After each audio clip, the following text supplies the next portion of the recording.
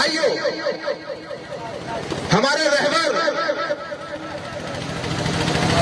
Doctor बाबा साहब भीमराव अंबेडकर जी को यह पता था कि मेरा समाज बड़ा भोला भाला है, बहुत ही भावनात्मक है, दया करने वाला है,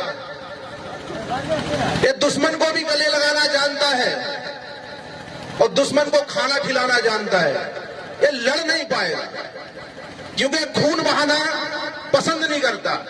और क्यों नहीं करता, उसका भी एक कारण है, क्योंकि उनके जो मसीहा, जो पूर्वज थे सम्राट अशोक, जिसने दुनिया पे कब्जा कर लिया था, उन्होंने तलवार छोड़ दी थी। और जब उन्होंने तलवार छोड़ दी थी तो उन्हें स्वीकार कर लिया था कि खून का बदला खून नहीं हो सकता है, प्यार फैलाना पड़ेगा। और वही खून हमारे अंदर है कि हम दयावान हो गए, और ये बाबा साहब बखूबी जानते थे। तो मेरे भाइयों, बाबा साहब ने संविधान के अंदर पूरी ताकत को इकट्ठा करके इस उंगली में डाल दिया, पूरा निचोड़ इस उंगली के अंदर है। अगर उस ताकत को ऐसे बटन दबाना पड़ता है, बस उस ताकत का इस्तेमाल सही जगह कर लोगे तो ना तो पिस्टल निकालने की आवश्यकता पड़ेगी, ना तलवार निकालने की आवश्यकता पड़ेगी। लेकिन मेरा समाज आज भी उस ताकत का सही इस्तेमाल नहीं कर पाया, इस ताकत को बेच देता है, इसीलिए तकलीफें बढ़ती जा रही है।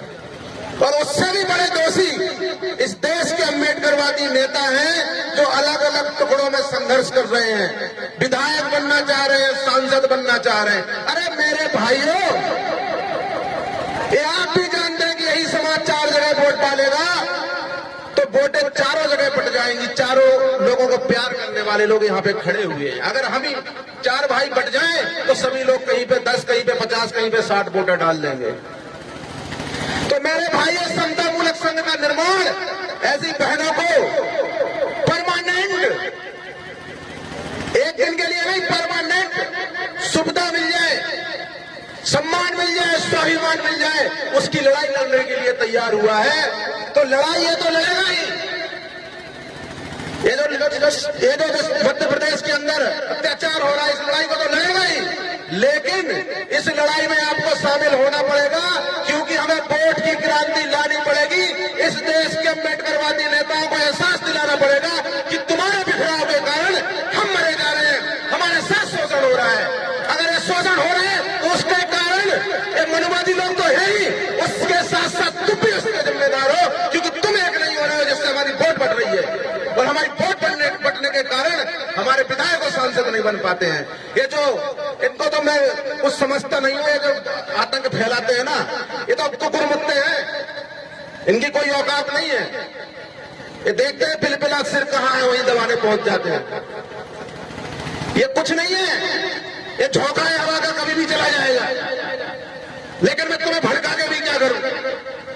अरे शिक्षा पे ध्यान दो, अपने रोजगार पे ध्यान दो, और जब समय आए तो वोट पे ध्यान दो, तुम्हारा काम यही खत्म हो जाएगा। हम नहीं चाहते कि तुम भटकते फिरो, अपने आप को शक्तिशाली करो, पैसों से भी, दिमाग से भी और राजनीतिक हथियार से भी। क्योंकि इस देश में अगर अम्बेडकरवाद स्थापित होगा तो चाहे वो किसी भी जाति का हो, ब्राह्मण हो, क्षत्रिय हो, शूद्र हो, बनिया हो, मुसलमान हो, हिंदू हो, कोई असुरक्षित नहीं रहेगा, सबको बराबरी का अधिकार मिलेगा, क्योंकि ये बाबा साहब का संविधान कहता है। और जो आज वर्तमान सरकार है, ये मध्य प्रदेश के अंदर जो सरकार है, ये मनुवादी सरकार है, ये तुम्हें अधिकार दे ही नहीं सकती, चाहे तुम कितना भी लड़ लो, कितना भी संघर्ष करो। तो मेरे भाइयों, मेरे संस्थापक महोदय बैठे हैं, मैं आपके पास का ही हूँ, छतरपुर जिले का। भाई ने, सभी लोगों ने मिलकर मुझे समतामूलक संघ का राष्ट्रीय अध्यक्ष बनाया। मैं देश में दहाड़ने के लिए तैयार हूं, तुम्हारे साथ की आवश्यकता है। आने वाले वक्त में ये मध्य प्रदेश देखेगा कि इस देश के अंदर मध्य प्रदेश सबसे पहला राज्य होगा जिसमें बहुजनों की सरकार दोबारा से स्थापित होगी, जो उत्तर प्रदेश के अंदर